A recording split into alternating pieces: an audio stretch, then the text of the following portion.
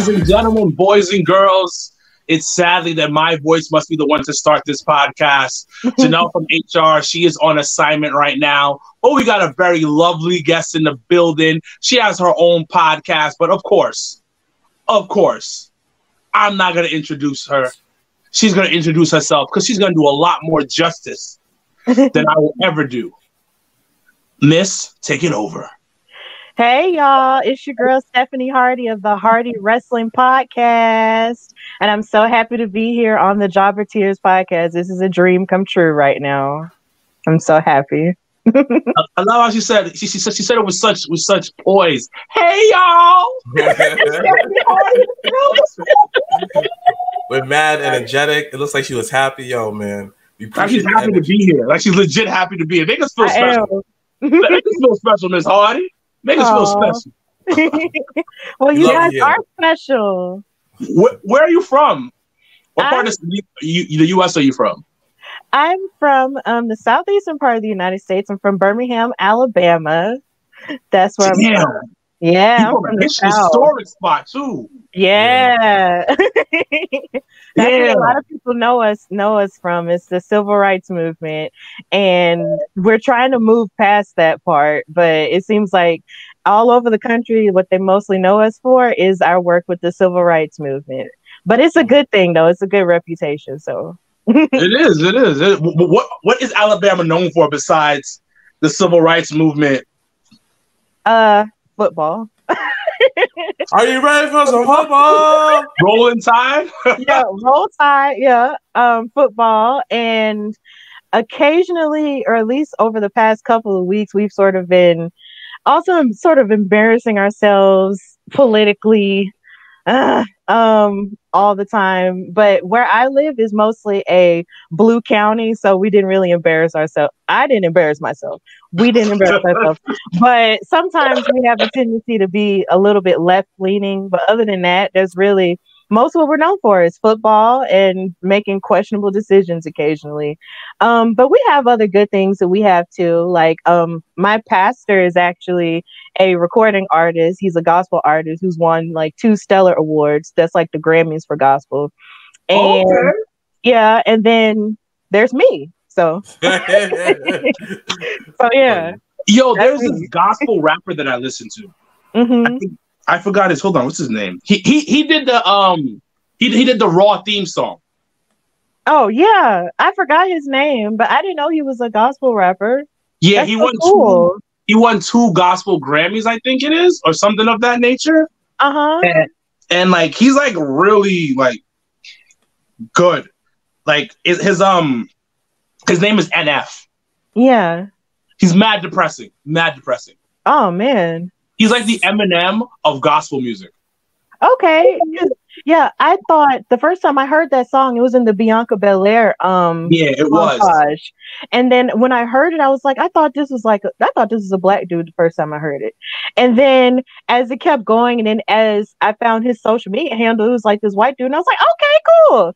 But I didn't know he was a gospel rapper. That's so cool. Like he doesn't curse in any of his songs. Yeah. It's strictly like, it's not like Jesus on my Jesus on the cross. I love you some Jesus. It's like he talks about his life, but he talks about how, how God has been a factor in his life. He talks spirituality, but he talks about, messing up, going crazy, suffering with depression, suffering with anxiety, all that other dope stuff. And I love that sad music, that I want to feel myself music. It's beautiful. Yeah. Okay. Well, I don't necessarily like sad gospel music. Like sometimes I like more upbeat stuff, but then when I'm being reflective, I like some of the reflective music that sort of makes you think, and sort of, have that reference going on. But other than that, like the sadder things, I kind of tend to drift away from. But yeah. Okay. So Miss Hardy, we asked everybody that jumps on the podcast with us, what are your top 5 favorite wrestlers? Ooh. I think I'm gonna start. You mean top 5 men or women or just mixed in? It doesn't matter what comes to the top of the head because sometimes it changes every time. Yeah. Okay, so number 1, I'll definitely say Sasha Banks is number 1. Okay. To me, she's the greatest female wrestler of all time. Ooh, I know big bars. It is. I really feel like she's the greatest female wrestler of all time, and it's not a debate. I will fight tooth and nail for her. Number 2 is The Rock, because he was just one of my earlier favorites growing up. I just love him, and then it's like I've seen almost every movie he's ever made. Wait, hold on. I gotta ask you, what are your favorite Rock movies? Oh, I think my favorite Good Rock question. movie, it's like there's Gridiron Gang. What?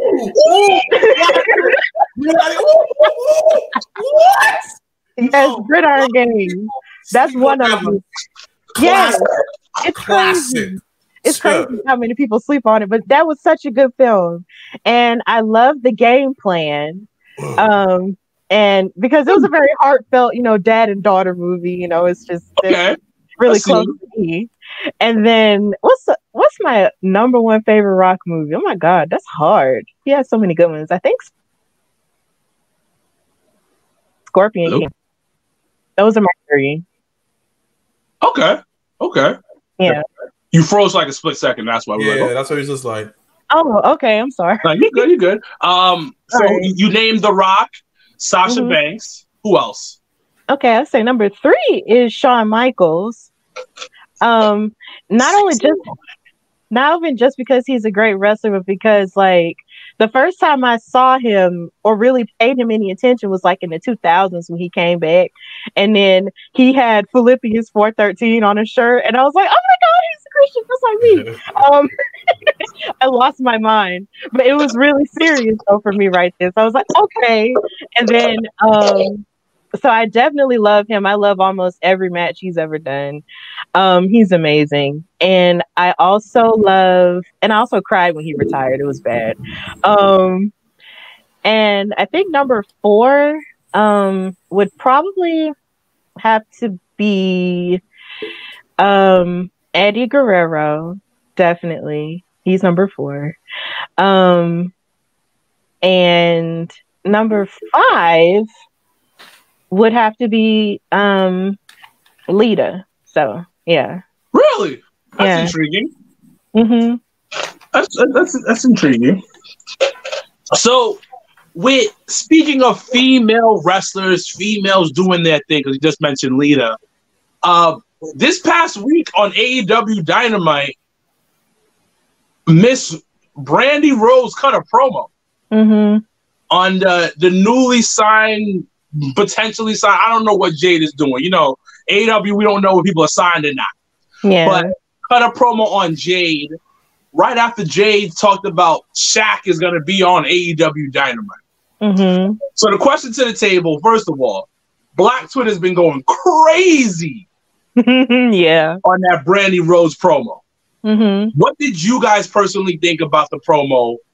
And was it good or was it bad? Miss Hardy, you're our guest. You start off first. Okay, so when Jade came on the screen, I was immediately intrigued because I had never seen her before in my life. She was like, I was just like, who is this girl? Like, she has all this confidence, and then she came with all this sort of like almost flirtatious energy, but then it was also really aggressive. And I was like, who is she coming at? Why is she coming at Cody like this? And then she said everything that she said, she had all these muscles going on, like giving me all this energy, and then she walks off, and then here comes Brandi getting her together, being the wife and everything. And honestly, I was lost because she was getting really, buck with her, but then at the same time, that was almost the blackest I had ever heard her sound. And that sounds so, I know that sounds so bad, but that's really the most attitude and the most like the blackest inflection I've ever heard her sound in the entire time I've seen her career. Like, because I was following her even when she was in WWE as Eden Styles, and I never heard her sound like that until last night. And I was just like, whoa. And I didn't know whether to be happy that these two black women were being all powerful or angry because she sounded so yeah. Like, I didn't know. I was so confused. I was just really like, whoa, like this is amazing and crazy all at the same time. So I don't know, but I don't necessarily feel negative about it either. So it's just, I think I just need some time to process. But it was a lot to deal with last night. But yeah, it was crazy. Mr. Black, what do you think, brother? It was good overall. I could care less how Brandi acts because we live in a world where they calling her not, oh, you're not black enough. You know, how many times that girl said this black women trash her for no reason. Every time she does something, look at Brandi Rhodes, take up the spotlight.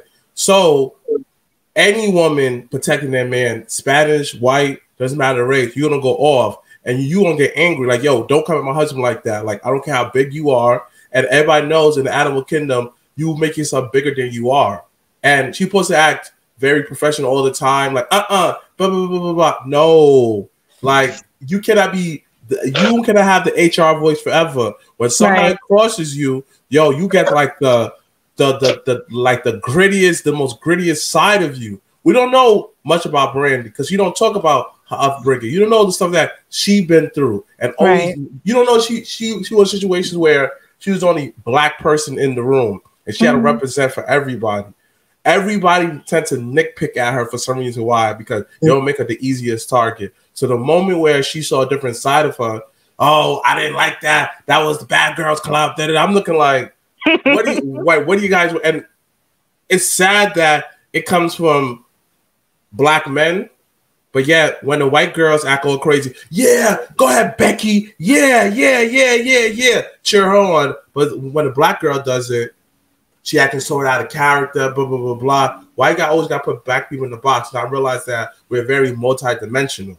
Yeah. So I had no problem with that. She made a 7 hella more entertaining than the other girl did. Other girl was cool, though, but she was still missing some element in her promo. When Brandi came out, she definitely set the elevation to the next level. Like, I want to see if they're going to tackle to the ring. Brandi made that segment worth must-see for next week and beyond, because I want to see what's going to happen between those two women. That's it. She owned that. Yeah, great point, guys. But I'm gonna agree to disagree with you guys on this one. First things first, Brandi's been waiting all her life to talk like that. She's been waiting all her life to say all of that. The best thing about the promo, it was filled with emotion. Yep. You felt it. You felt that, no, she's pissed. Because of what Mr. Black said, it's her husband. It's her real life husband. Yeah.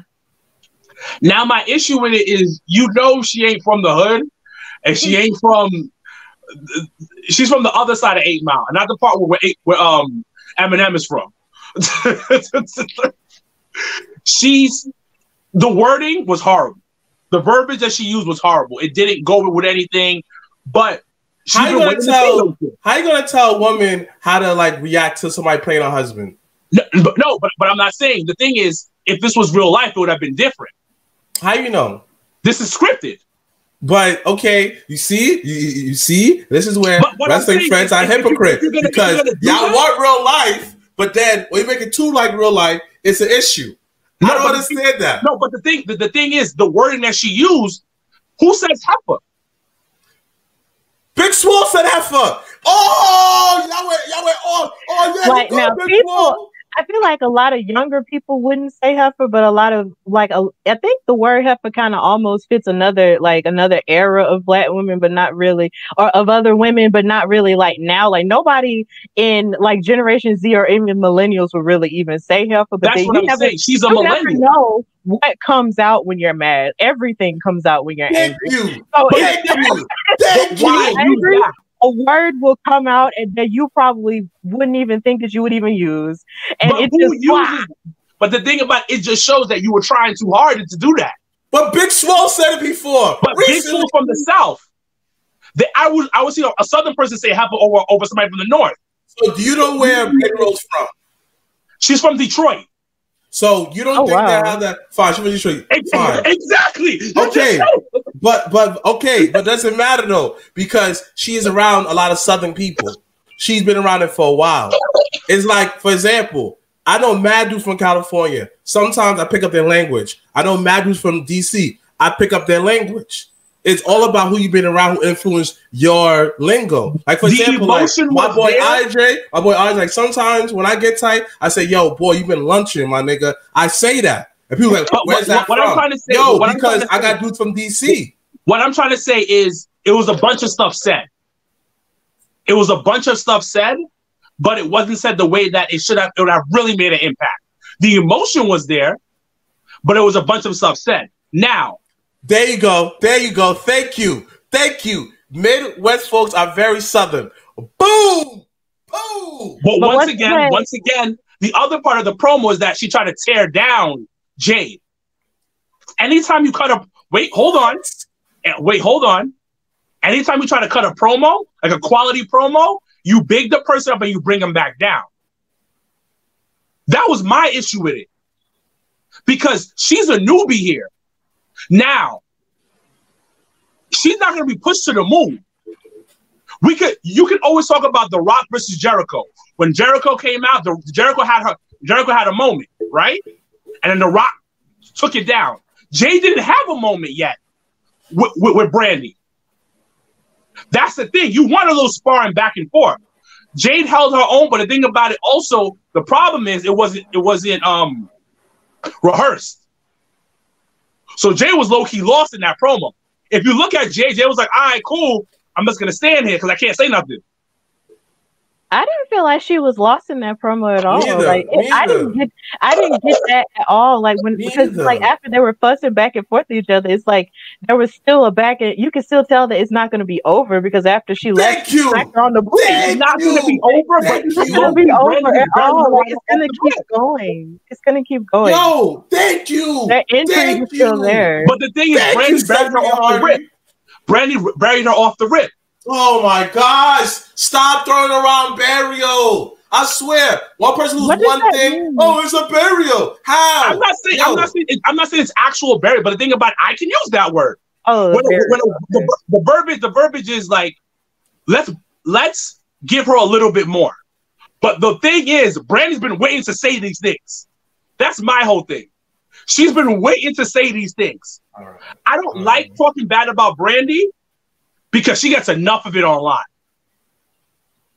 That's my whole thing. She gets enough of being pulled down online a lot. Mm-hmm. Like, if you read comments about her, I understand why she goes through what she goes through. Because literally, I'm not even talking about that anymore. I'm talking about legit how they treat Brandi online sometimes. It's like, yo, come on, give her a break. Thank you. That's the one thing I will say. The one I found it funny. To be honest, that promo was funny to me. Because I could see it in Brandi's eyes. She's been waiting to say those things. To talk like that. The problem is, I'm nitpicking, but I had a problem with people online, though. Like, if you read the comments on Twitter, like, we're taking it easy on her right now. People were legit destroying this girl. And that's the thing. Because it's like she never wins.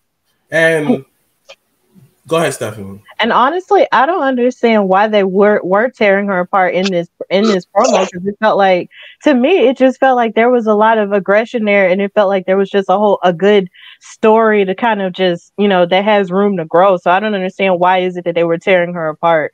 Because it's Brandi.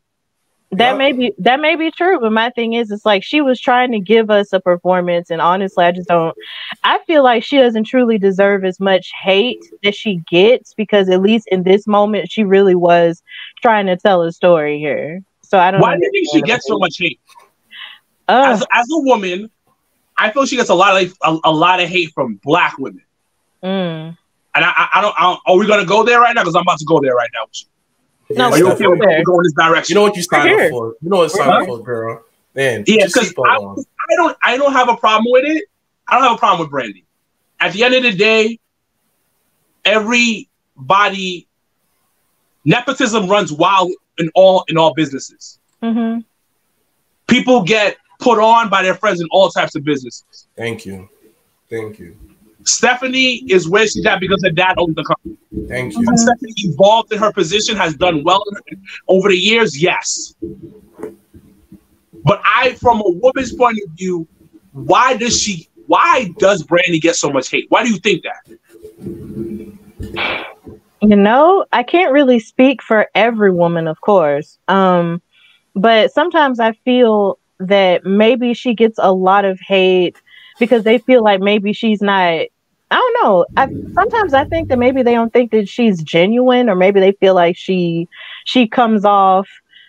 I don't know. Maybe they think she's a snob. Like I don't even necessarily know where the hate even comes from, to be quite honest. And it's just because I feel like she's sort of trying to find her own way and her own lane as, you know, her own person, even though she is married to Cody Rhodes and she's in this, you know, she's married into this family. I feel like what she's trying to do is sort of find her own way in the wrestling business on her own merit. And I don't understand, why is it that a lot of Black women would tear her down? You're the first person I've ever heard say that Black women actually actively tear her down. And if it's true that people do tear her down because they feel like she's not Black enough, as Mrblacc said, then that's terrible, because it's like you say, Blackness is not just a monolith. And I know I'm one of those people where a lot of people would say I'm not Black enough because I don't sound like I'm from the hood, or I don't sound like I'm from the South and all this other stuff. Like, people used to call me Oreo in school. It was bad. Yo, listen. Like, Team Oreo, dogs. Yeah, Team like seriously. And my thing is, it's just like, if she's like, she really shouldn't be torn down, because there's so few Black women in wrestling that are allowed to sort of shine and be, you know, their true selves and who they are. So I feel like ultimately we as Black women, and us period, should just be uplifting her and just trying our best to, you know, make her feel like she does belong in this world. And also the same thing goes with Jade.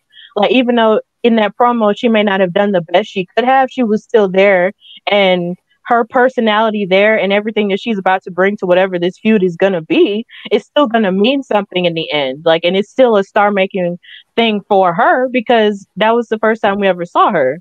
So eventually, you know, we really should just do a better job of uplifting each other regardless of our differences. So that's just kind of how I feel about it. I don't have a problem really with Brandi, for real. So like, I'm the same way. I have no problem with her. I just feel Brandi just being Brandi. And I just think AEW in general just get nitpicked by everybody. Like, and I'm starting to realize that the whole internet, like, every time AEW does something, they nitpick at it. Looking at you, Sir Wilkins. And I just feel... they go on both sides. Can I finish? They go on both sides. Come on, bro. Let's be honest. Can I finish? I'm still looking at you. But all I'm saying is this way. Is we live in an era where people have their opinion, good and the bad. People in general is toxic, because I always thought that just wrestling fans are just toxic, but I realized someone said this, shout out to him, he said, fans are toxic across the board. Because when you look at basketball, you have people so toxic against LeBron. LeBron could complain about one thing, everyone's trashing him. Brandi Rhodes is just one of those people where she's an easy target. Like, they just like picking on her. Anything she do is just amplified because she's on a new brand where they can't do nothing right, because they always get compared to WWE. Like, Cody does something. Oh, I don't know why Brandi will let him do it. I'm looking like, dang, this thing can't do nothing. Like, this in general, the company gets attacked so much that it's just a magnet for hate. That's what I realized. And so, and it sucks that she's just a casualty of war when it comes to this, because Sasha Banks grew up, like, she talks very similar to Brandi Rhodes, but yeah, Sasha Banks don't get as much hate as that. Everybody lets Sasha Banks rock. I understand that Sasha Banks is very talented inside the ring, grant that, but they don't attack the way that she carries herself at all. But for Brandi, they attack her. And in my eyes, they have very similar mannerisms. Not in totally, but you could say, okay, I can see Sasha doing, I can see Brandi doing this. Because in the past, they said that Sasha wasn't Black enough. And Brandi was right in that category with her, not Black enough. But yeah, she was too Black for the white people. So, yeah, it's just Brandi will just have to endure in this, and eventually she'll get that respect just by being her. That's my opinion. When it comes to it, first of all, AEW gets attacked all the time. AEW gets attacked all the time, and so does WWE. because both of them have their hardcore fans that talk shit about both sides. Because anything that WWE does, they get shitted on. Everything that AEW does, they get shitted on too. And it's just that's just the nature of the business. Now, when it comes to Sasha Banks gets a lot of heat. A lot of heat. Not particularly from black people. Yeah, that's what I mean. Like, that's what I mean by the fan base. But I'm not talking about everyone else. Let me finish. When it comes to heat in general, she gets a lot. Like, a lot. Her husband gets shitted on left and right on a consistent basis. The thing with Brandi is she was thrown into this huge platform out of nowhere. Because if you remember her, she was like a ring announcer on NXT. She kind of wrestled on and off on NXT, and then she's thrown into this role.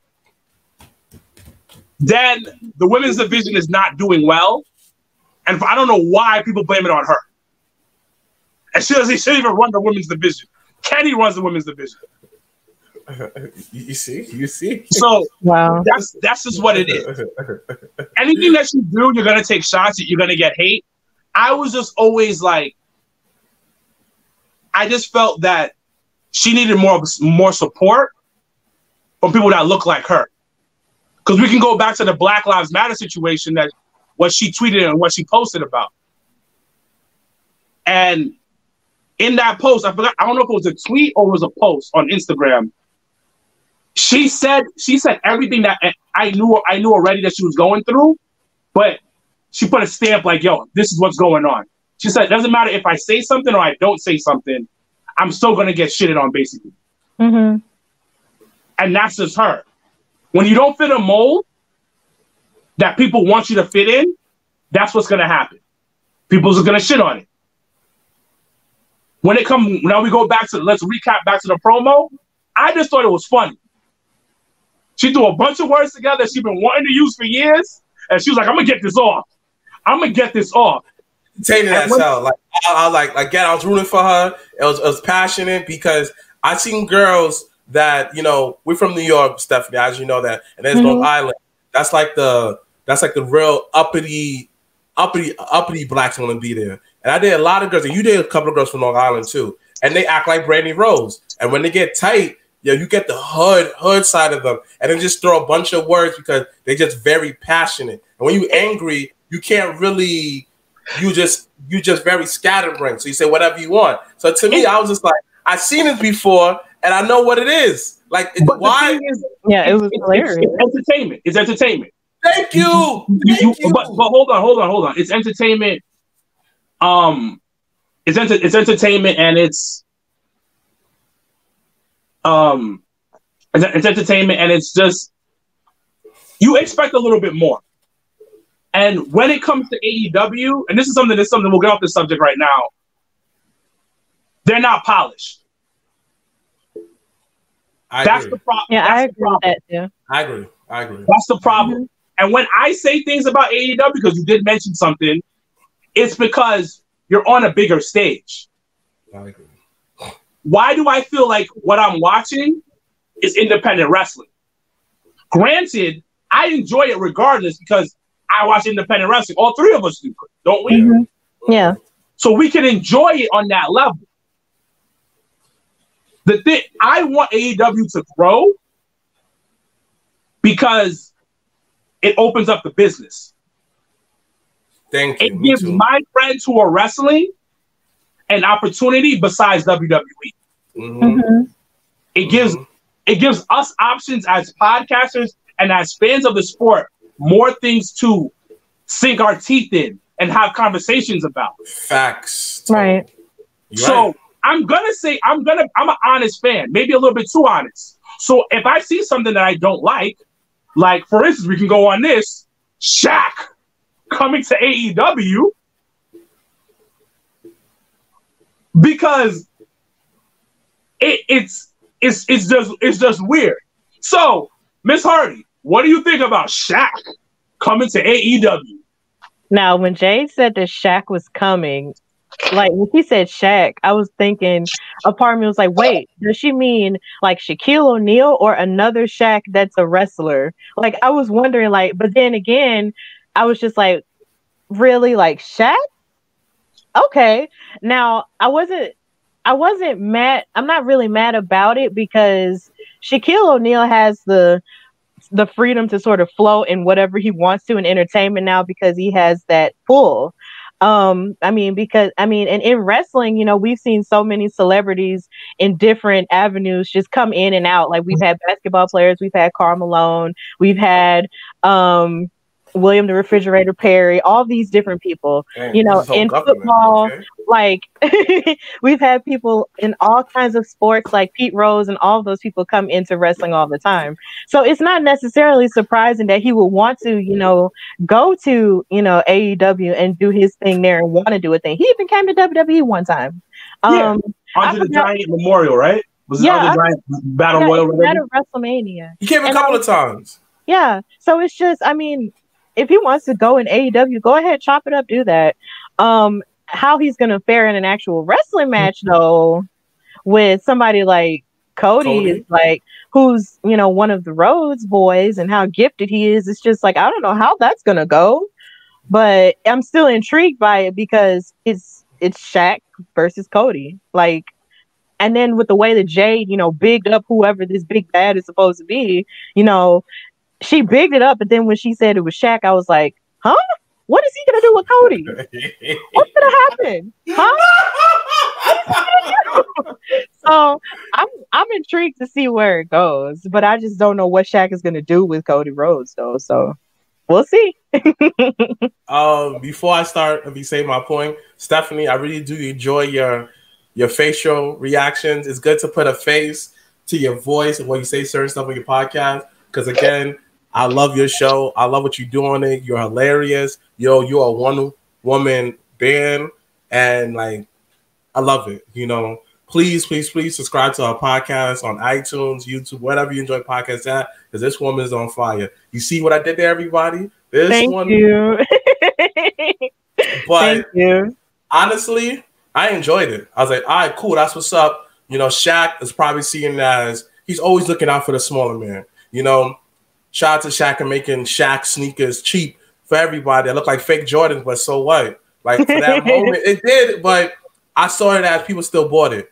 The fact that the kid in the hood could still have some kind of closeness to Jordan because I can't give you much. I can give you the knockoff, and he's still making money.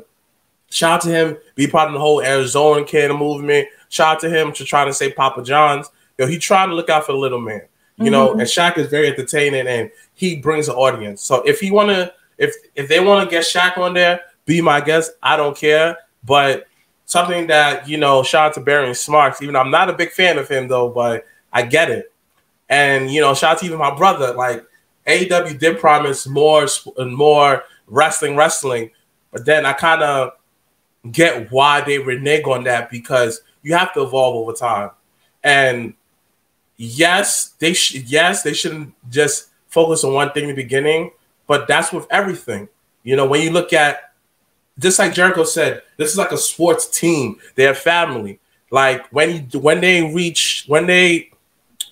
acquire a new superstar, a collective of different people, they'll say that we're going to be defenses heavy, blah, blah, blah, blah, blah. But then at the end of the year, something happened. They have to switch up their whole identity for them to win a championship. You know, look at the New York Giants. Look at the Cardinals when they had Kurt Warner. Before Kurt Warner stepped it up, they had a one way to do their offense. Kurt Warner came, directed the ship one way, and they went to the Super Bowl. So sometimes you have to make a change on the fly and say, F these fans, we got to do what's best for us.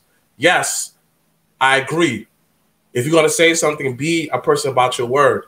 But at the end of the day, this is business.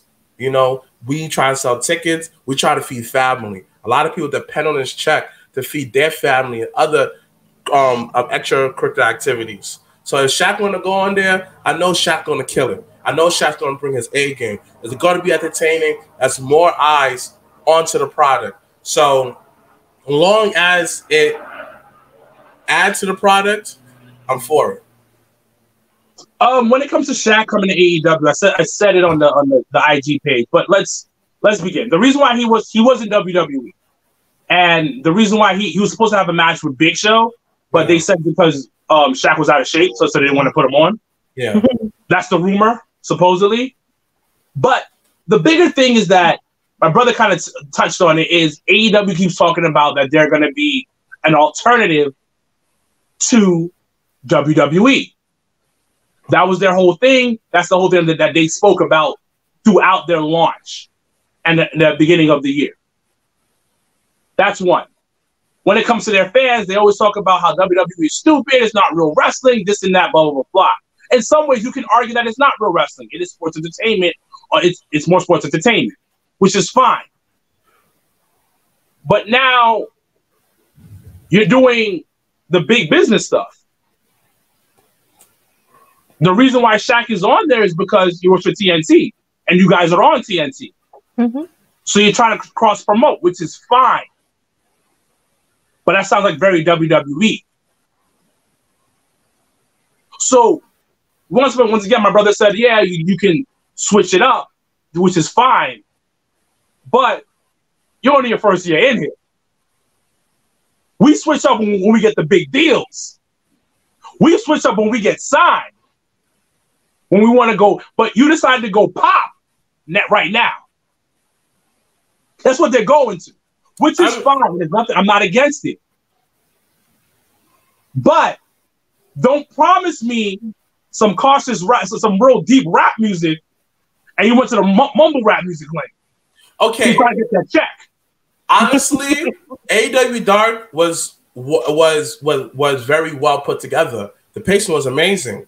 Like, yes, they had some sports entertainment element in there, but I didn't feel like it dominated the show how the WWE product would. We still had some good wrestling, and guess what? We saw blood. Like, the blood was like, he had crimson red, all of that. It made sense. I still enjoyed it. It still gave me that grittiness. And on top of that, it still applied to the hardcore wrestling fans that have been there on being an elite. You know, the people that we will reward you because you watch Dark. We will put Scorpio Sky versus the Perfect 10. I forgot his name in AEW right now. They rewarded me, Sean Spears. They continue on to Dynamite. So basically, that episode to me, it was a perfect rebranding that didn't have to scream rebranding. It still fed my hunger. It still made my belly fill. And like it made me feel to the point where my back hurt after that. So I was good. I went to sleep right after. It gave me the itis. You mentioned the Elite.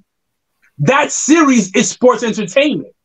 It really is. It's hilarious. It is sports entertainment at its finest. It is like when Stone Cold and Kurt Angle teamed up. Kurt Angle's on a banjo with a little hat on his head. That is what the Elite is. Okay. That's literally what they're built on.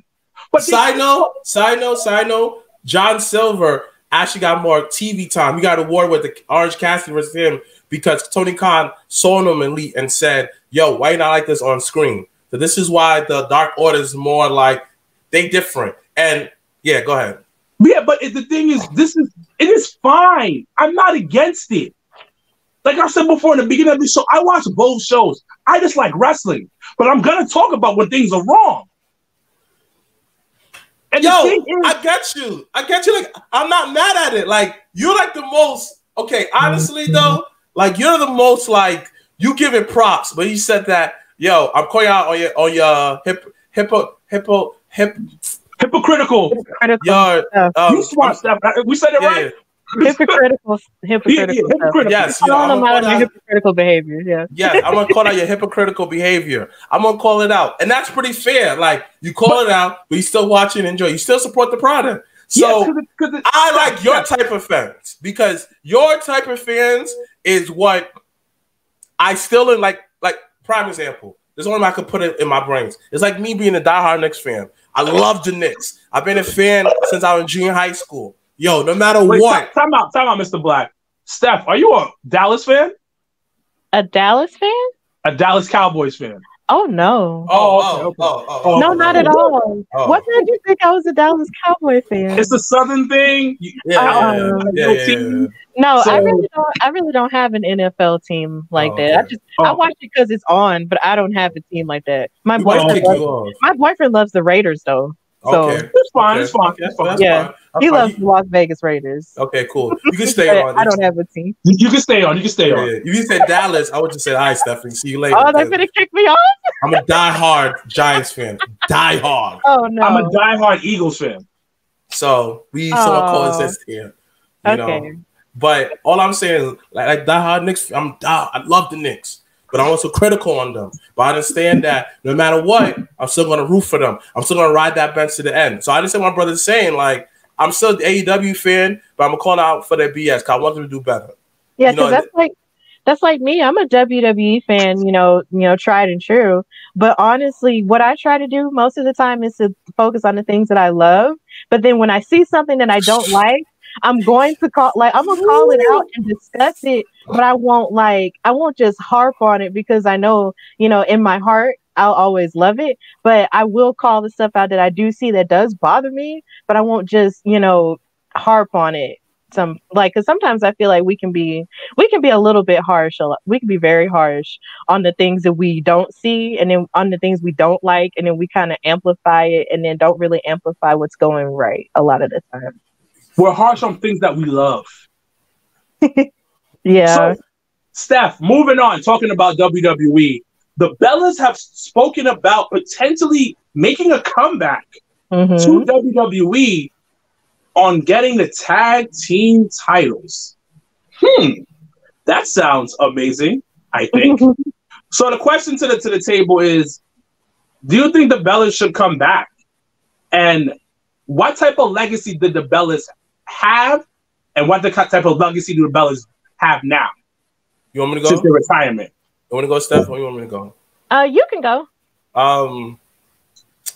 If the Bellas want to come back and go after the women's tag team division, I hope when they have it, everybody around them who's going after those titles are elevated. That's all I care about at this point in wrestling is no matter who we put a championship on, whoever is in those matches with that person who may win it after, whatever their legacy with that title is, even though they're older, please set up the next generation. Make the next generation look good to the point where when you leave, you have input in the game where you see it on screen. Because a lot of stuff that we may not see, like let's say is like they come back and bury the whole division. You don't see behind closed doors where they set up each and every woman with different products or different shows, different business that they could travel. We don't see that. So I'm saying this, if they're going to do this, make it what they're doing for the division, how they can elevate it better. Meaning that they reset the whole division, like defending on every 3 shows. All the stuff that we wanted, please bring that stuff back.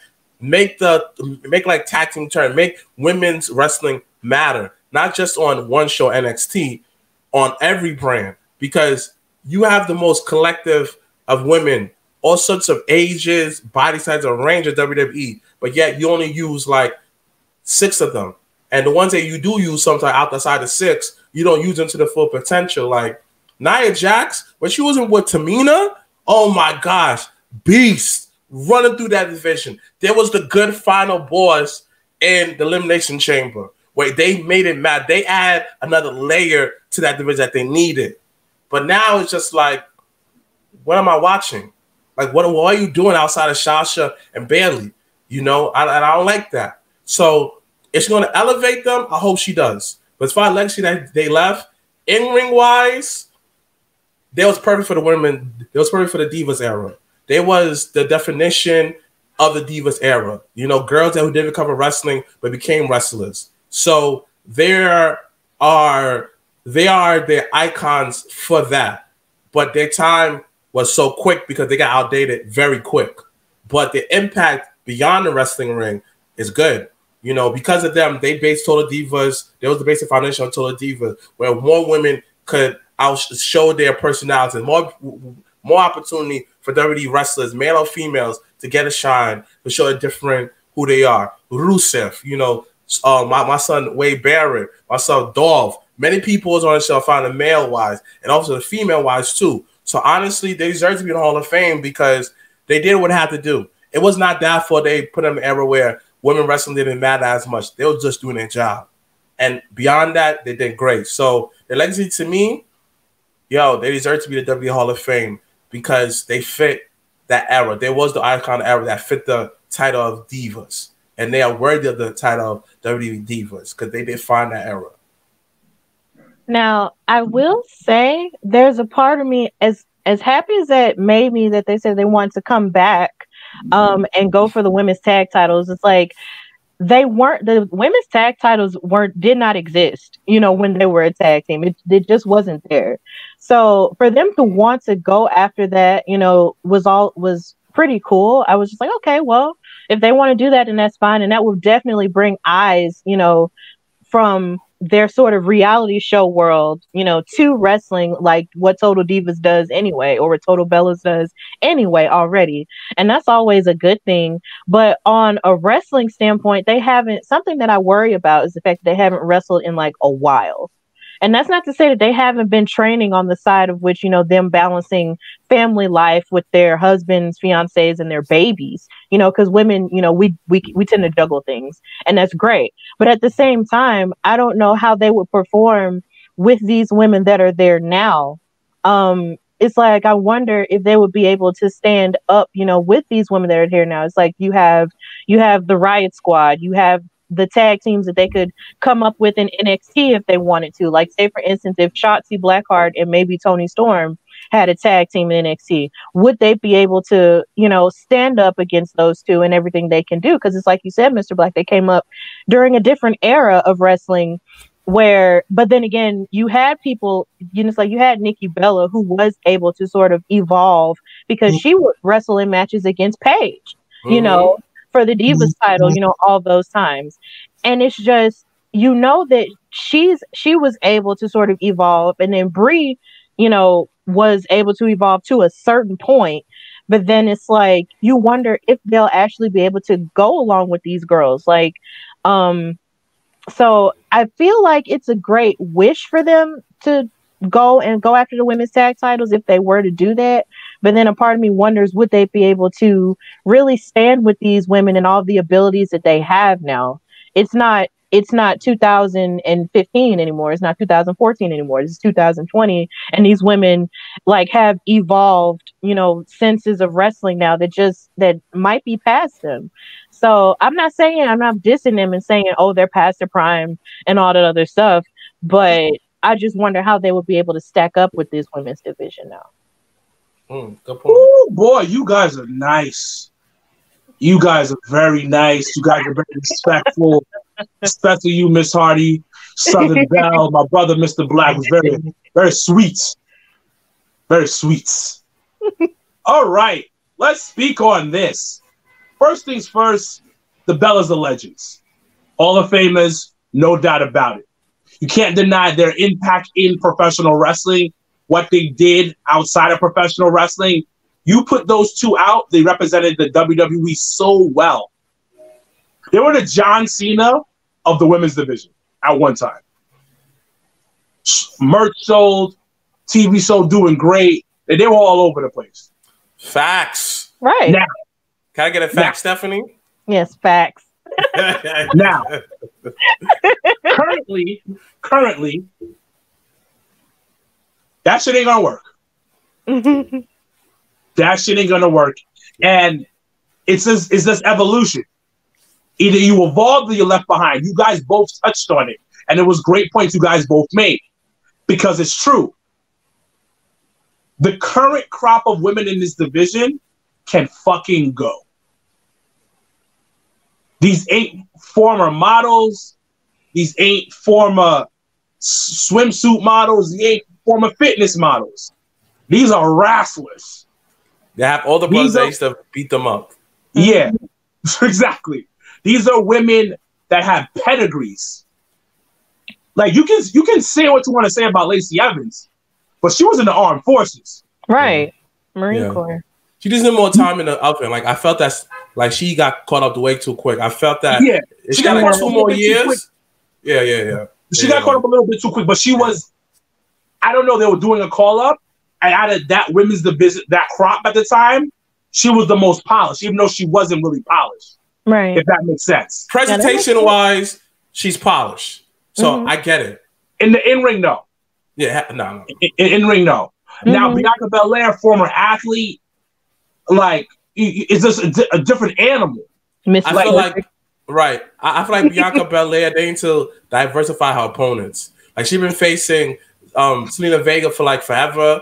She used to face like a Naomi and Natalia. Like diversify her opponents, please, because I want to show a full range of ability on the main roster and eliminate her low key. Yeah, and it's just to a point where the Bellas can't hang.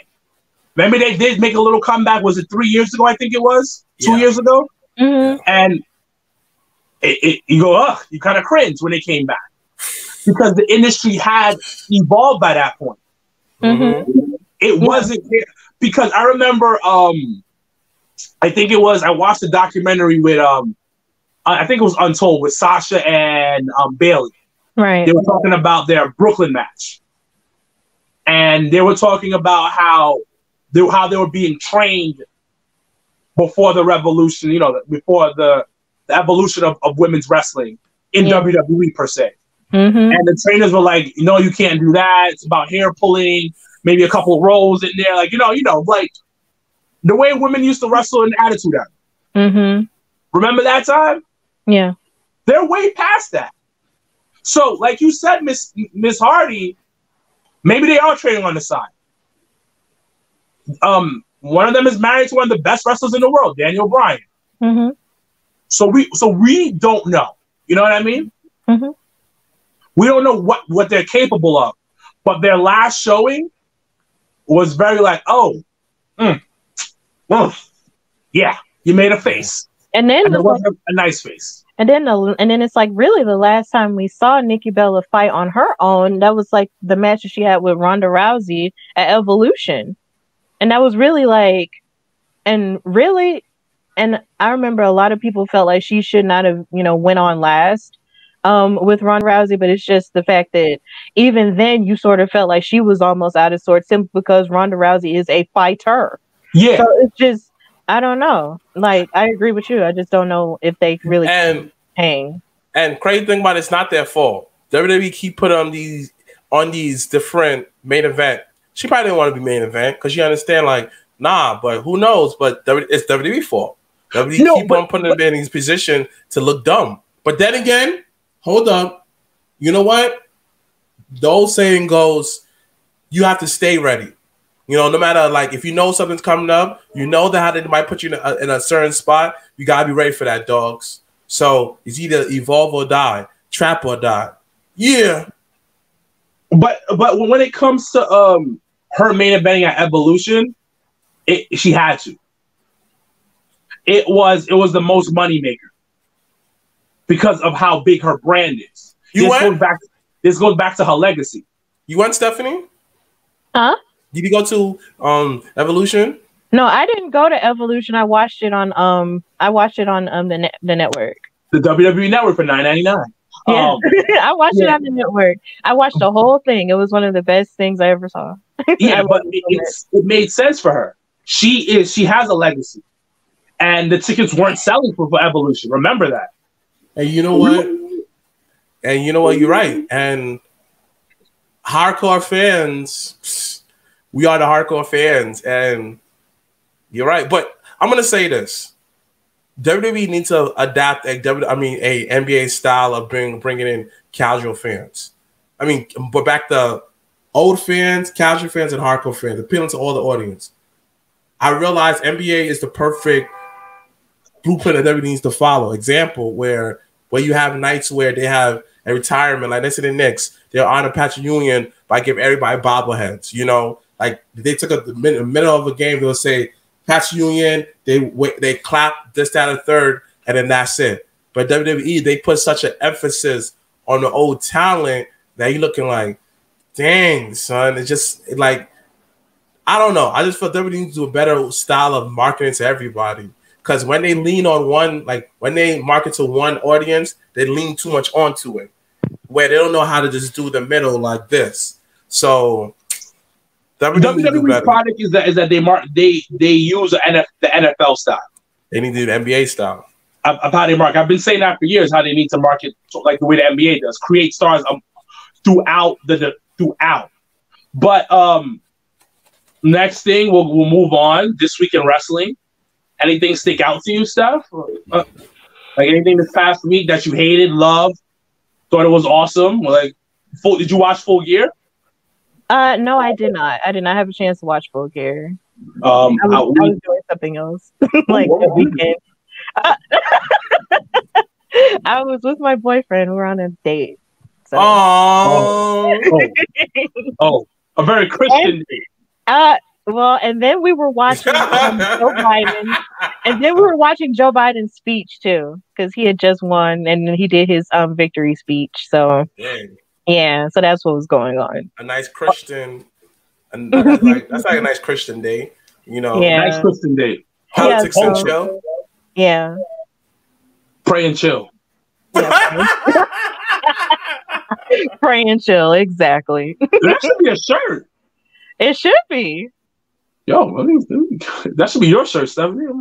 Maybe it can be my shirt. You know, I do think about different shirt ideas, so we'll think about it. There you go. Pray and chill, baby. Yeah. But I enjoyed Full Gear. It was long. Oh my God, that thing was long. I spoke about this to a couple of people, and it was the FTR versus Young Bucks match. I don't know. Have you been following that build up to that match? I actually haven't been, because I know when it comes to AEW, my boyfriend tends to follow them a whole lot more than I do. And he had been following it, and he was just telling me, you know, all of what's going on in the feud and stuff like that. So apparently it was a really good match. So, and then the Young Bucks won, and then he was pretty happy about that. So I know who the Young Bucks are through him, because he would watch Being the Elite and ROH when they were there and stuff like that. So they were pretty. I actually like, you know, everything that they had to bring as a tag team. So I'm happy for them. I'm glad they won. Okay, so I'm gonna get nitpicky right now with that match. Brace yourselves, ladies and gentlemen. First things first, the match was way too long. Okay, that shit was a solid, like, was it like 35 minutes, 40 minutes, Mr. Black? It was like that. Tons of near falls. You know what near falls are, like kick out. So we were yawning just like that during the match. And the match had its good points. Like, it had a really high point. Like, oh my God, this is awesome. Then they didn't go into the next part of the match on some like, yo, this is great. They kind of like dropped down. The way it ended, it didn't make sense psychology-wise. Like, he won the match by doing a super kick with the broken foot and no boot on. That's how he finished the match. Yeah. Wow. Yeah. Like, that's the thing that Bubba Ray said. Yeah, you're right. Yeah. So it's like, some may argue that you kind of just shitted on the FTR. Like, and that was like, yo, nah, you shouldn't have done that. And the thing about the Bucks had to win because they made that stipulation. So as soon as you saw that, you're like, yo, they gotta win. We're never gonna challenge for the tag titles ever again. You're the face of the tag team division. Of course you're gonna win. So that was a little bit my issue. My favorite match of that night, though, was Darby Allin versus Cody. I think Cody can put on a hell of a fucking match, man. I think Cody's one of the most talented brothers in not brothers, but brother, like not you know what I mean, guys. In that company. Might be the most talented person in that company when it comes to putting on a match. And that was my ups and downs. Did you guys, you got anything for ups and downs for Full Gear, Mr. Black?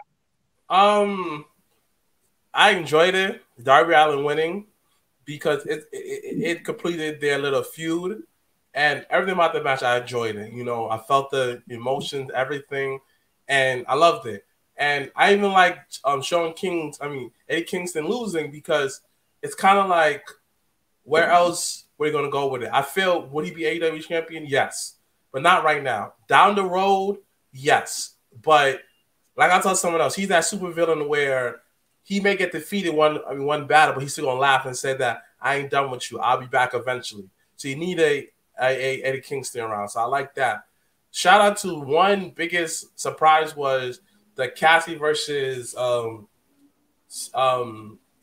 Silva. John Silver. John Silver. Yeah. I keep calling him Joey Silva. I don't know why. I keep calling him that. Joey Silva, but he surprised me. Like, yo, John Silva. It was good. That was good. That was good. I enjoyed that match too. Yeah, and again, it proves the fact that you need those guys like that. Like you need those gimmick guys, like Cassidy, and it felt great on that card. And another thing I kind of nitpicking is, man, AEW got a large pool of great women on their roster. They need somebody to steer that ship again, because at this point, you made Tifa from Final Fantasy VII win again, and you know that she does not sell tickets. I'm sorry. Like just say it. The women's division is garbage. It is trash. It is booked horrible. No. I will never come out the talent. I feel like every division had great talent, but I feel like it's all about who's leading that ship. That's why. I realized that, because as long as you have good women talent, as long as you have a great direction, you're going to be good. But whoever directing that ship is doing a terrible job, because that Asian woman, I'm sorry. Like, she's not money. Yeah, she may wow these corny, diehard wrestling fans, but she's not wowing no one else outside of them. She's not wowing me. Yes, the in-ring is cool, though, but she ain't no Oscar, dogs. Sorry to compare her to another woman, but she ain't no Oscar. Every time Oscar do something, you felt the intensity. She ain't no Kairi Singh. She ain't them. Dogs. You need to go back to promo cast. You need to go back to reconstruct that character of yours, because you're not money right now, dogs. You're not making nothing on this block. You starving out here, B. Yeah, you get a little few chips here and there, though, but you ain't making big bucks. Nyla Rose is money. Big Swole is money. You have many other talent on the roster who's more money than her. I'm sorry. Sheeta? He said anything on this block. She ain't doing nothing. You are making anything on this block. She isn't, though. She's right. It's not even her talent. It's like somebody to take her to the side, like, yo, look at Asuka. Look at Kairi Singh. Look at all these other people. And you need to sell tickets out here. You're lucky that we're in a pandemic. You get away with this crap. Because if we was not a pandemic, yo, you can tell difference. The reason why it's not no one else. It's her. She's not doing nothing for me, dogs. I'm tired of it. Big Swole should have beat her. Nyla Rose should have beat her. Yo, how Nyla Rose storyline after she lost is more interesting than your whole personality? Come on. You're looking forward like, oh, let me see what Vic and them going to do next. What are you doing? So that's why I said, whoever leading that ship of the women's division, hop off right now, kill yourself, and make someone else the captain. Somebody needs to step it up and say, I'm the captain here. I'm done. I'm done. You have way too much talent on that division to not see it clear as day that she ain't the money right now, dogs. Yo, you need to trade her, get off the block, get off the star player. She's not. She's only bringing to the conference final. She's not bringing to the finals, B. You need a LeBron. Come on, man. Trying like Michael Beasley to like lead your ship. That's an insult. See, here's the thing. I want to believe in them, and their women's division, because I always root for all women, period. Of course. But I want to believe in them, but it's just they don't have anything that's really that captivating that will make me want to stay. And it's just so hard, because I want to believe in them, because they have people like the Britt Bakers, and you have people like Big Swole and Nyla Rose and all these other women, who have the capability to take it to the next level if they put the gas behind them. But it's just they're just not doing it, and it's just so hard for me to want to watch them, and the women and their women's division. And it's just I want them to do more to make me watch, like make me turn off NXT and watch you, like make me do that. But you're not making me do that, and it's so sad. Come on. So, those are great points, but they're not putting them in positions to win. Right. That's why they need a new captain, dogs. They're not, and it's what my brother says. It's the whole they need somebody to steer it in a place where it makes sense, book them in things that make sense. Like, Sheena's talented in the ring, extremely talented in the ring, but she's not good on the mic. She's not charismatic enough. So they shouldn't have gave Vicky to Nyla. They should have made an odd pairing between Sheeta and Vicky. There could have been a whole storyline done with that. Made Vicky her mouthpiece. There's so many things that could have been done. There's so many things that could have been done in that situation to improve it. And you said the right thing. It's never the talent's fault, really, because, you know, they don't tell them what matches they want. Sometimes they do if you have enough pull, but I'm pretty sure Sheeta's not going into the VP's locker room and telling them, like, yo, I want this, this, and this. No. They're telling that they're putting them in these feuds together and it's not working. They need to stop booking it like it's an indie show on steroids. Yep. That's how it's booked. Yep.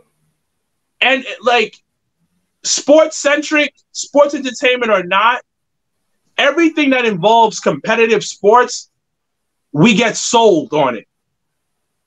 There's a storyline behind it. You're intrigued by it. The whole NBA Finals, there's a story behind it. Kobe passed away. God rest his soul. So are the Lakers going to win the title? The Miami Heat came in as the underdogs.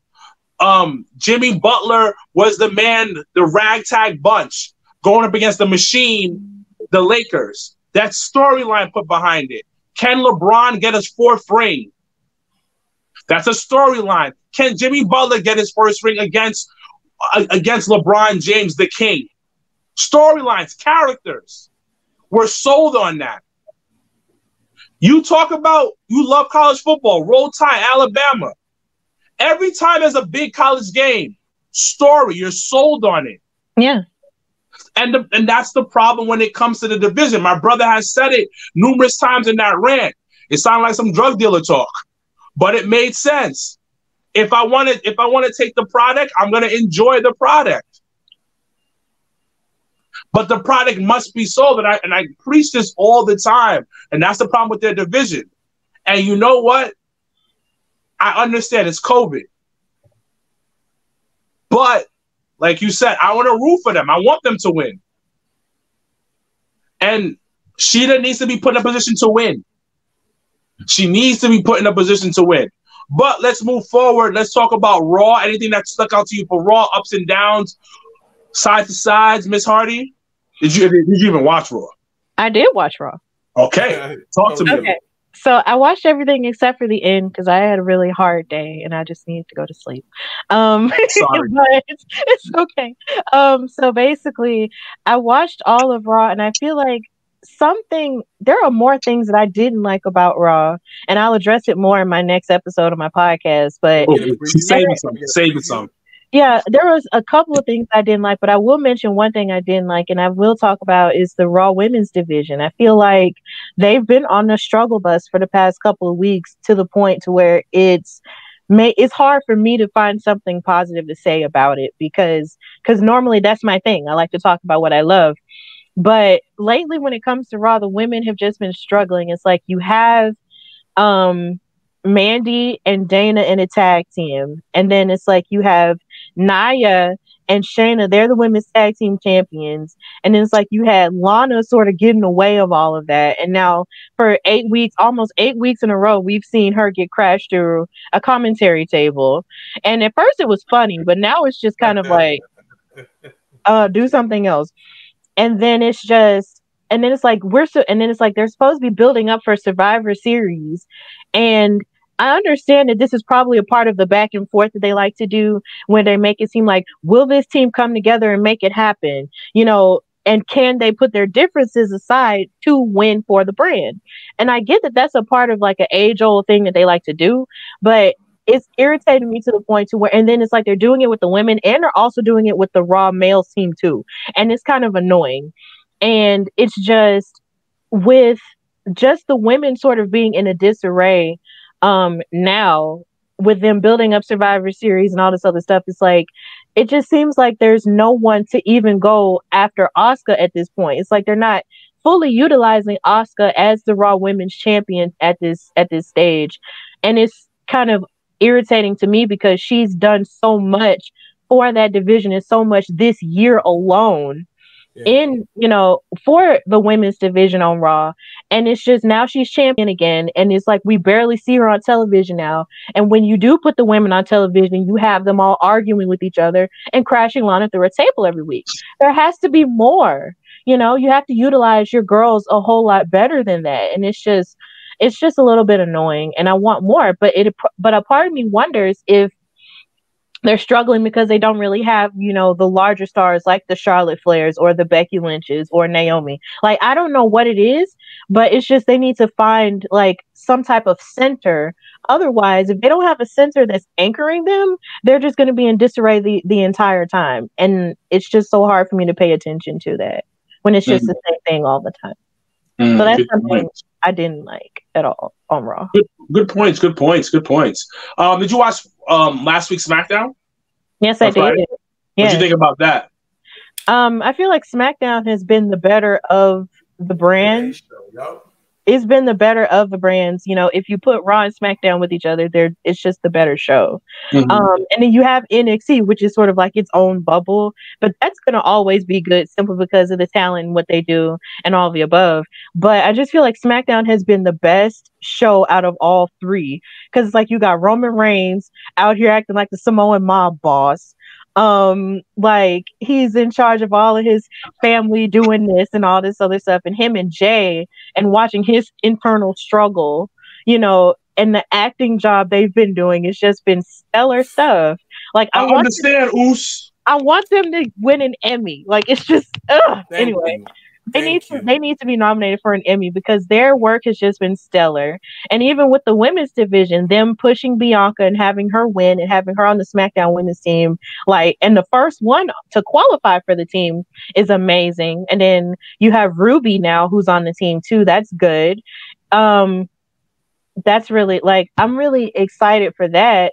I felt weird about them sort of taking the Rey Mysterio and Seth Rollins and Murphy story from, Raw. It's almost like they took it out of that picture and then, clipped it to the SmackDown picture and just did the whole thing as a continuation. But they're still making it good in the sense that Murphy is trying to get close to Seth so he can show that he's on the Mysterio side and kick his butt. But it looks like, he's being devious, but there's still some intrigue there, even though that story has grown long in the tooth. It's been really long. But it's still good, regardless. And then there's Sasha Banks, and how she was able to win the SmackDown Women's title from Bayley finally. Like when Bayley turned heel on Sasha, that was on my birthday. And that was one of the best birthday gifts I could have ever gotten because I've been wanting them to fight each other, on a serious tip, like they did in Brooklyn for years. And once they finally had that chance, I was like, yes. And their match at Hell in a Cell was absolutely amazing. And to watch Sasha win at a pay-per-view and then to watch her retain, finally was just like, yes, because I love her so much and she's like the greatest, but I feel like her title reigns have always been short, for whatever reason, because she once said in an interview with Sam Roberts that she felt like the management kind of felt like she doesn't need a title to be over, which is true because she's a star. But at the same time, if she's the greatest female wrestler, let her have a substantial run, with the title. And I feel like now she has the chance to, have all these matches with all these other people like Carmella. I feel like that's going to be a good feud. And then she might have a match with Bianca Belair, with so many other women, who haven't had a chance for the SmackDown Women's title before. And plus SmackDown is just always my favorite show because that's the show that seems to come to Birmingham a whole lot more than any other show. So it's just kind of like, I'm a team blue girl. So yes, for Survivor Series, I'm rooting for them. So yeah. And plus blue is one of my favorite colors. So what rappers from Alabama? Huh? Any rappers from Alabama? We have Flo Milli and we also have oh my God, I forgot her name. It's not Miko. No, it's Chica. No, I think it's Chica. She's from Montgomery, and then Flo Milli is from Mobile, and then we have Rich Boy. He's from Mobile too. Like throw some D's on it. He's from. Oh, that's my dude, Blockhead. That's my son. Yeah. So yeah. Mr. Black, anything from this past week on wrestling, AEW, NXT, Raw, SmackDown? SmackDown to me felt like, SmackDown. Sorry, Raw. It didn't intrigue me. It didn't make me excited. I fell asleep, and that's a bad thing if I fall asleep. And I tend to fall asleep around the same time every week, so that's bad. And I just feel it's too much filler right now. It don't feel like right now. I know you're a fan of anime, Miss Stephanie, and some episodes just feel like, why did I waste my time thinking that's a new episode and it just filler? That's how I felt like. Like it didn't follow. It didn't forward much plot. It was just something just to fill in the episode quota. It was interesting. I feel it's missing a real identity at this point. And I see what I guess only positive was to me that stood out. But I've been watching their matches on Main Event, Mustafa Ali versus Ricochet. Of course, that's going to be good. That's money right there. That was fire. I've been watching since Main Event. Like every week, I watch Main Event. Main Events to me is their house shows. So, what else? Yellow Wolf. Oh, Yellow Wolf. Okay. Yellow Wolf. Okay. Yeah. So, it like that to me another good match. I'm gonna say this. Some people may disagree with me. I have good hopes for Retribution. The fact he's making people to pronounce his name in his native language, I love it. You're not gonna say it how that's every black girl's dream. Facts. You're not gonna say it on colonized way. You gotta say how my people are saying it. And I don't want to say his first name because I don't want to disrespect my great people from that part of the world. How you say it? Mustafa? How you say it? It sounds like Mustafa. Mustafa. So I said it right. Mustafa Ali. Shout out to you. That's another dream of every black Muslim man to make that say Mustafa like that. Mustafa. I love it. So Retribution, I have a good feeling. It's either he'll get the CM Punk push after that or the whole group's going to eat. I know. I just have good feelings about this. I may not see the feature like That's So Raven. You see what I did there? Yes. I really like that reference. Yes. I like that one.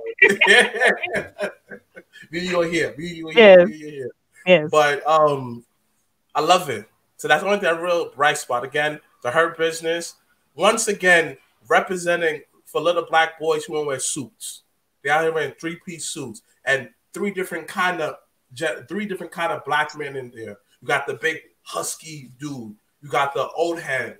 You got the old head that fits between two different generations. That's my son Shelton Kittles. You got the young 30-year-old whippersnapper, my son Cedric Alexander, aka Cedric the Entertainer. I told him that, by the way, and he laughed at me. Oh, that's my favorite wrestler. And he wear glasses like me, so my favorite wrestler. I've been watching him since 205 Live. He was the face. Nevertheless, though, those are the two bright spots. Outside of that, Raw felt like another filler episode. It wasn't interesting at all. It didn't excite me. Trash. Basura. In the words of Janelle from the HR, basura. Basura. I have a question, though. Okay. Do you guys, I forgot where I saw this. I think I saw this in a message thread on Instagram. Do you guys feel like there's any truth to the fact that the Hurt Business always has a tendency to go after black wrestlers, as a means of undermining the Black Lives Matter movement and undermining African American viewers? Because I saw that somewhere. We're in the same thread, Stephanie. I didn't. Okay, I can't remember. We're in the same thread. You know how many messages I get in a day? Look, okay. I literally saw this, and I couldn't remember exactly where. I'm sorry, but I get so many messages at a time. Sir Wilkins, Hollywood. I get so many messages all the time. Like, oh my God, it's not even like that. But like for real, like I saw that and it made me mad. And I was just like, I just don't feel like that's true. Like I don't want to believe that. But I wanted to ask how you know, because you brought up the Hurt Business, Mr. Black, and I had to ask, you know, what do you guys think of that? I gotta go off. It's stupid. MVP, let me break down the relationship with all these black men. Him and Shelton Benjamin was a tag team in New Japan. That's one. Cedric and what's that dude's name? No. Hold on. Did you see the article? Yeah, Mr. Black? I seen it. It's not about them together. It's about them attacking.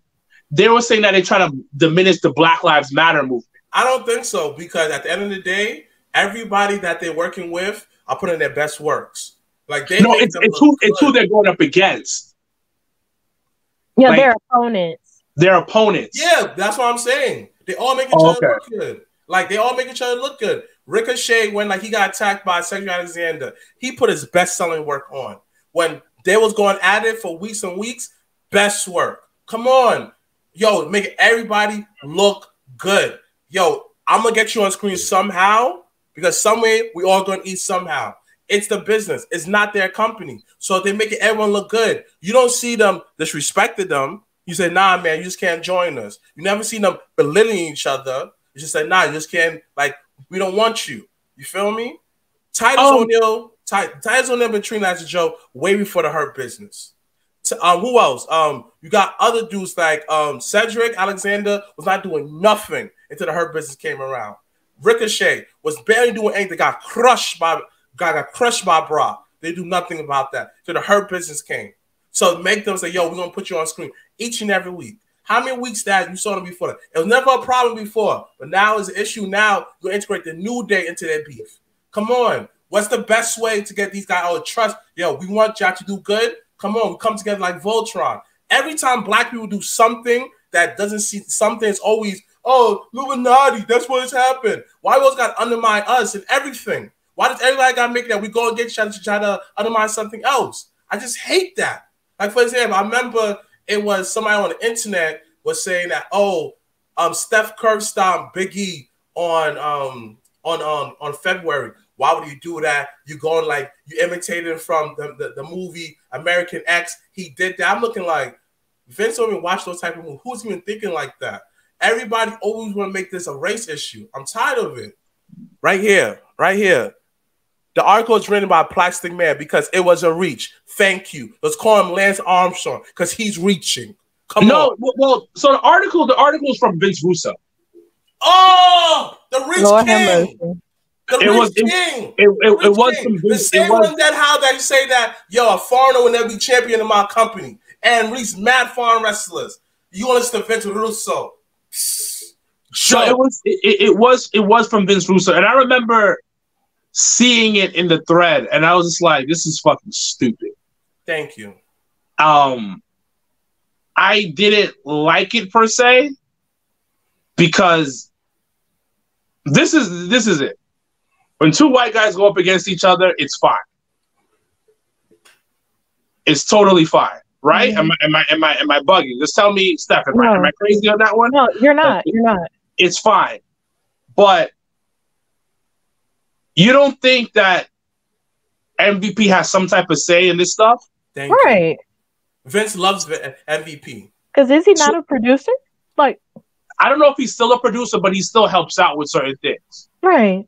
Now, Titus never gets TV time. Never gets TV time. He's a great ambassador for WWE.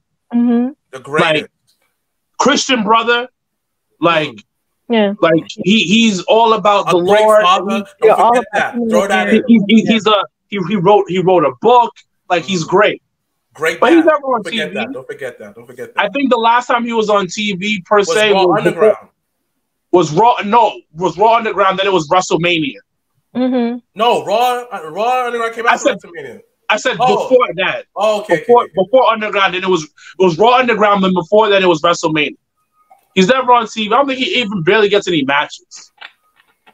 He was put on TV. They jump him because they're like, we're not gonna let anybody just join the group, which makes sense. They have the core already. Now you see him on TV. That's the best I've ever looked him in a ring in mad long. He sold it, did their thing, and they get off. Now, I'm trying to pronounce his name right now. Mustafa Ali. He's not black. He's a brown skinned brother, and they were elevating him in that feud. Ricochet doesn't get TV time. He can't talk on the mic. We all know that man can't talk on the mic. But he's on Raw every week. He's been on Raw every week. So don't forget my son Shelton Benjamin. Yeah, but it's that they're talking about the articles like it was Vince Russo talking about how they're trying to shit on the Black Lives Matter movement, kind of what this. Am I wrong, Stephanie? Tell me if I'm wrong, Stephanie. I don't know. Did you read the article? Yeah, I read like certain parts of it, and you're right. Like he was kind of saying that he was just trying to it was a company's way of undermining it, and it made no sense to me because this is the same company who a few months ago let Big E and Kofi make all of their statements with that protest they did when they were on their knees and did the power fist, and they let them wear their armbands with all the people who had been victimized by police brutality. Like that didn't make any sense to me. Like why would a company that would let them do that, turn around and undermine them by utilizing this faction that has done nothing but uplift black male wrestlers for the past couple of months? Like it just made no sense to me. Plus, not to mention you have Cedric who comes out there with his armband that says Black Lives Matter all the time. It's black and white, and it just makes no sense to me why Vince Russo would say that. Like I feel like sometimes people just have a tendency to just reach really far to try to like sound like super deep or to trash them for no reason, and it was kind of just stupid to me. I think we all just kind of agreed that was just a dumb thing to say. So this is the actual thing. I'm gonna read it to you guys. Russo said this: one of the biggest problems with Raw is there's no sense of reality. So if I'm writing Raw, the Hurt Business is coming together the same time Black Lives Matter is coming together, and that's what it is. And that's what it's about. And that's what they are talking about. And they are trying to get more and more blacks to join the cause. And bro, I'll tell you right now, I would have done it in a positive way because that would have been great PR for WWE. The black athletes are getting together, uniting, and they're trying to put positivity out there. Doesn't the New Day already do that? Thank you. Yes. Okay. They've been doing it for years now. Bro, do you notice that what they are doing? Every single week, they've got the black people beating up the black people. They did it to Titus. If you remember last week, they bullied the guy in catering, and it just happened to be a black guy. I'm like, so there are no white people back there? While Black Lives Matter is happening, they are going black on black. You cannot tell me that they are not doing that on purpose. I mean, you look at Titus and you look at the guy last week, and now they are in against the New Day. Outside of your arena, black people are uniting all around the world. You're pitting them against each other. I know them and I know the system. They are purposely doing that when this could have been such a strong message and have such a positive message. But what it is it's black guys beating up on other black guys because they are taking shot at Black Lives Matter. It's way too obvious. Yo, why is always people not from the culture? I'm not just saying that skin complexion only, but people not of the culture always have these weak arguments. Shut up. Because you had a New Day represented for us black culture. You had, when the Hurt Business got Cedric Alexander, the Twitter thread went crazy. Yo, Cedric Alexander. People got hyped, son. So what are you talking about, Vince Ruth? Again, the same guy who was hella racist saying that a foreign cannot be champion in my company. And guess what? Now you just want to bury that, right? Come on, B. Come on. Oh, you was the same one that wrote these cliche stuff for, what's this dude's name? He's one of the biggest stars. You wrote that. Made him like the Green Hornets. Come on, bro. But yet you're talking about that. It's always the media always say that black on black crime. It doesn't exist. You don't say white on white crime. You don't say Spanish on Spanish crime. You just say it's a crime's a crime. I'm tired of that, man. I'm tired of always them saying that and play more hate. Not one of us black people thought like that, B. We just saw, ooh, nah, man, the Herpers ain't one to mess with. When it went to Raw Underground, the internet went crazy. Them beating each other up. He's like, yo, that was a crazy segment, man. It was a reach. It was a reach. It was a reach, and it was trying to say something because he only mentioned 2 people. Because how long has her business been doing this? Thank you. Right. So it's been going on for like multiple weeks, and it's easy to fall into it because of the times that we're in. People are very sensitive, right, about certain things. But I totally disagree with it. I think we, as a collective on this episode of the podcast, totally disagree with it as well. Yeah. Steph, thank you for coming on. Facts. This was good. Come on again, thank you guys for having me. This is such a huge honor. Like, I would see you guys up and down my timeline before I even started podcasting, and I always thought that, man, look at those people doing their podcast. That's great. And now life has coalesced to bring us together, and this is so wonderful. I mean, you popping on these streets, Steph. Oh, I'm trying. Thunder Rosa, come on. My gosh. I saw you. That was such a blessing. Like, all of this is a blessing, and I'm just so grateful to be here with y'all. I do have one question though. Okay. Y'all like, I hate that she's not here for me to ask her this, but y'all call her Janelle from HR. Like, what's HR? Okay. I like to say human services, human resources. Yeah. Oh, she's from Human Resources? No, so the reason why is because she's always the one that like is like the motherly of the group and takes care of everybody and like brings people together, like Human Resources. Oh, okay. And people go to her with the problems. Yeah. Like Human Resources. Okay. Yeah. So, it isn't like she's from some country named HR or something. Yeah, no. Like a part of New York. Like I thought maybe it was like a part of New York or something that I never heard of before. Nah, it just means Human Resources. Yeah, like okay. Like, you know that Janelle is a Virgo, so very motherly. Janelle is like the mother of everybody. Like whenever something happened, you call Janelle. Like if there's a beef, you call Janelle. You know, and we're very overly protective of Janelle. Yeah. Yeah, I can see you guys are a family. Like, I love her. She's great. Yeah. So we just got back quiet, like. Yeah. Miss Hardy, thank you for coming on. It was fun. Yeah. This was great. Drop your social media handles. Okay, well, y'all, if you want to follow me or follow the podcast, listen to the podcast, it's available on Apple Podcasts, Google Podcasts, iHeartRadio, YouTube, and Spotify. And if you want to follow me, you can follow me at Hardy Wrestling Podcast on Instagram and on Twitter, and on Twitter at Hardy WrestlePod.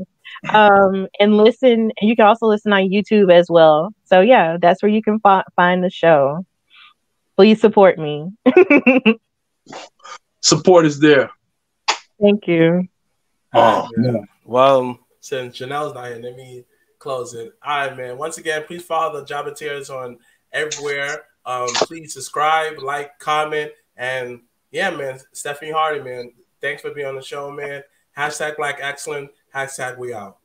I was over, got the hands in motion. If you go with rolling, no need to focus. Traveling states and over oceans, you gotta wait till your coast chosen. Try to have lines outside the show like Harry Potter releases at Barnes & Noble.